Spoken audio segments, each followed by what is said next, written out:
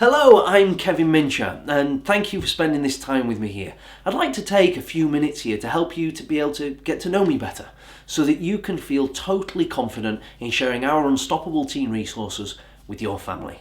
I'd also like to use this as an opportunity to give you some free bonus information, some stuff that you won't find anywhere else. A couple of the principles that are right at the core of every event and resource that we produce here at Unstoppable Teen. I was 15 years old when I picked up my first book on success. It was that old classic self-help book called Think and Grow Rich by Napoleon Hill. And I started reading that book really out of a desire and also out of a necessity. I'd recently sat some exams in school and I'd messed them up. And I hated that taste of failure, and I certainly didn't want the long-term consequences of getting bad grades. But I also had a lifetime dream and ambition, something that I was in danger of failing at. I'd always, since I can remember learning how to walk, wanted to play professional football, or as it's called in other parts of the world, professional soccer. And I'd been fortunate enough at the age of 11 to have been spotted by a pro team here in England called Sheffield United. And I joined their Centre of Excellence. It was so exciting. Only for a year later, at the age of 12, to get rejected and be told that I wasn't good enough. Ha, thanks. But then a year passed by and I made some progress. And at the age of 13, the club asked me if I'd go back again, which was great because I'd had some sad news in my private, personal life at that time. As a 13-year-old, my parents had separated. I will never forget the moment that my dad pulled me and my older sister on one side late one night. I remember it being dark outside and we were in the kitchen, and my dad announced that he and my mum would be going their separate ways. He was going to leave and that we were going to stay with mum, and that's just how it was going to be. And from that moment on, my self-esteem took a huge hit. I developed this fear of rejection and certainly a fear of failure. And that continued to just gurgle along in the background until I became 15. And there I was at Sheffield United. They pulled me back in at the age of 13. I was still there at 15. Only for one of my coaches, I'll never forget the day, 5th of December, I was 15 years old, the 5th of December, one of my coaches pulled me on one side and he said, "Kevin, I need to tell you, quite simply, you're not good enough. You are currently, in his words, light years away from being good enough to make it as a professional football player." Oh, thanks. It was like he'd ripped my heart out of my chest and thrown it against the wall. I know that sounds like an over-exaggeration, but when you wanted something so much and the person that can help you get there tells you can't do it, it's certainly not a nice experience. And so I knew that I needed to go and get some help. I had these desires, but I had this necessity. I was failing. And if it wasn't for the example that had been set for me by my parents, I probably would never have picked up Think and Grow Rich. I think it's vitally important that parents, teachers, and adults in society need to be role models for our youngsters. They have to be, do, and think the way that they want their youngsters to think. There's so much criticism that goes around about young people. Oh, they're not interested in learning. Oh, the character of youngsters today. They've just had it so easy. They just don't understand. And yet, those people handing out such negative criticism, when it comes down to it, they themselves aren't being the positive role model all too often. Not always, but quite often that's the case. Thankfully, I'd had parents that even though they'd made mistakes when I was younger and decided to split up, they went to work on themselves. Sure, there was disappointment and anger and resentment for a little while, but then there was ownership.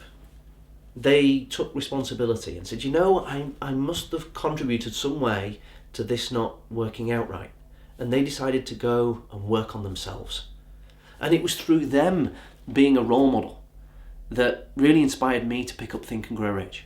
You see, my dad had been a committed non-reader until one day he was walking through an airport and he picked up Awaken the Giant Within by Tony Robbins. And it changed the way he thought. And he passed it on, and my mum read it, and then that got passed on, and my sister read it, and as a teenager I also read it. And that book alone transformed the direction of our family. If you've never read it, I strongly recommend you pick it up and use the information that's in there. It's really quite brilliant. So my dad had stretched his comfort zone, and my mum was starting to go to personal development seminars and dealing with her self-esteem issues, and that really made me pick up Think and Grow Rich. Their personal example led the way for me. And after reading that book, my life was never the same again. I found it difficult, but then I couldn't get enough. I then started reading things like Jonathan Livingston Seagull and Celestine Prophecy and The Way of the Peaceful Warrior, and pretty much anything I could get my hands on. It was taking me ages to read because I was a slow reader. But eventually I made my way through the material, and then I discovered audiobooks. And so I would be listening to people like John Gray or Jim Rohn or Zig Ziglar. Some of those guys are fantastic. And I started to literally condition my brain for positivity. And my performance transformed in a very short period of time. My grades went up at school, and all of a sudden 8 different subjects, the grade went up. One of them, business studies, went from a grade D to a grade A. And 3 months after that, football coach at Sheffield United said I wasn't good enough. They offered me a contract to go and join the club full time for 2 years. So at the age of 16, I left home, moved to Sheffield, and I lived the dream. It was a fantastic experience that really does live up to everything that you probably imagine that it is. It was fantastic, so special. But that experience taught me that it really is never too late. When I was in my final year at high school here in England, at 16 is the final year of compulsory education, and I was falling behind and underachieving. It's never too late. When my coach came to me and said, "You just, you're not good enough. You're light years away." It's never too late, and I really grew to respect and use the power of personal responsibility, and secondly, personal focus. The most important thing, I believe, is for a young person to be able to make their own decisions in life and to be accountable for them, to want to have that responsibility, to set goals, to focus on them and to make them happen. And I had those parents that enabled me to be able to do that. And off I went, lived over in Sheffield, and then I had a back injury. And some people would say to me, often it's been said, how do you deal with that? You have this goal and this dream and something you always wanted to have, and then all of a sudden, it's gone. I remember reading a book called Man's Search for Meaning by Viktor Frankl, and it gave me the ability to choose the meanings and the interpretations I associated to the events I was experiencing. And I don't know why, but for some reason I just thought, if I was supposed to play professional football, I still would be. There must be something more important for me to do in life. And I didn't know what it was, so I went off travelling around the world. I went backpacking, me and my sister. We even attended some personal development and motivational seminars along the way. In California, Hawaii, we stopped off in New Zealand, did some more personal development stuff in Australia, and then after visiting Singapore, we returned home. And that journey was the start of a passion for me for international travel. I've now been to 30 different countries. And every time I go to a different country or go to a different seminar, I meet people that say, I wish I'd have known that stuff when I was your age. If only I'd have learned that stuff about emotional intelligence, effective communicating and time management and all that stuff. If only I'd have known that when I was a teenager. Oh, how my life would have been different if I'd have known that back then. And that got me thinking. It got me thinking, I thought, what could I do about that? You see, I recognised that every time I went to a motivational seminar, I was surrounded by adults. Because they were for adults. They were by adults, in an adult language, with adult examples for an adult world. So it was no surprise that young people weren't engaged in personal development and their lives. I started to think, what could I do about that? What could I do about taking all this material, this great stuff that in my opinion should be part of the national curriculum and taught in schools, and actually provide it to young people in a way that they engage with it, enjoy it, and most importantly, use it. You see, here at Unstoppable Teen, we believe it's really important that you communicate with people through their preferred means. If you want to get somebody to be more motivated, to be responsible, to deal with a problem, to have a goal, you've got to communicate with them on their terms, through their model of the world. We've got to be flexible to do that rather than imparting our will and our desires through our way on people. And so I came back and I got back to my hometown here in England, Doncaster, and I started to present seminars in schools.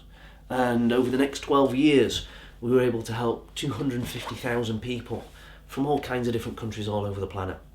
And the seminars evolved into a book, and then that became CDs and DVDs that then became downloads and content that's online.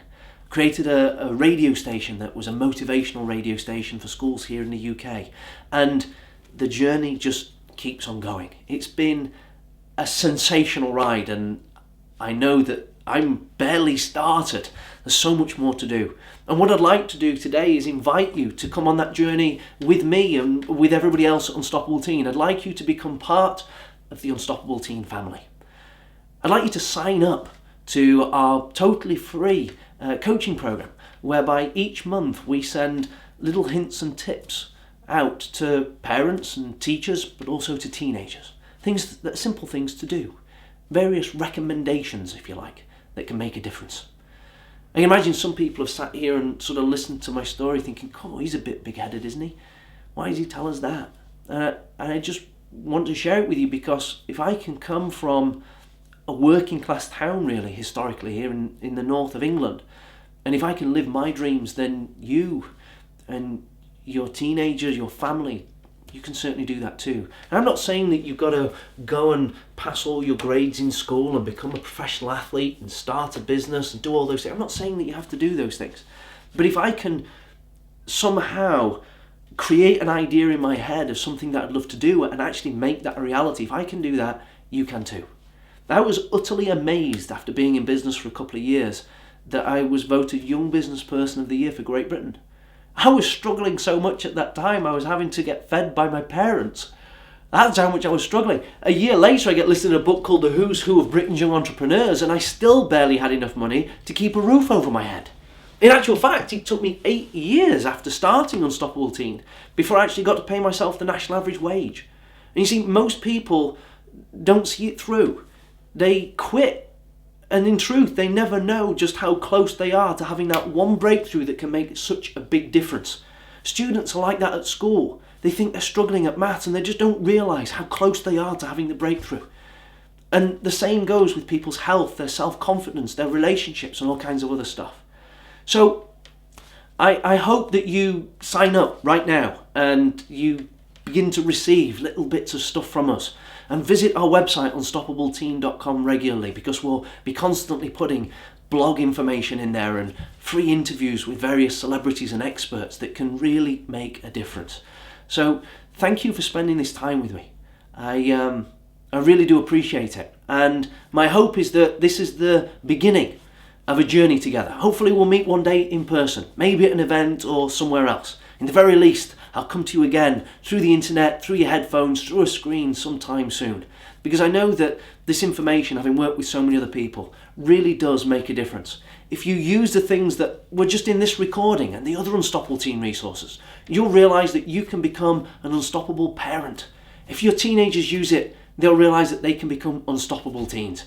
And together, if we all use it, we'll become one big, unstoppable family. Thanks for your time here. Thanks for your attention. I look forward to seeing you again sometime. Bye for now.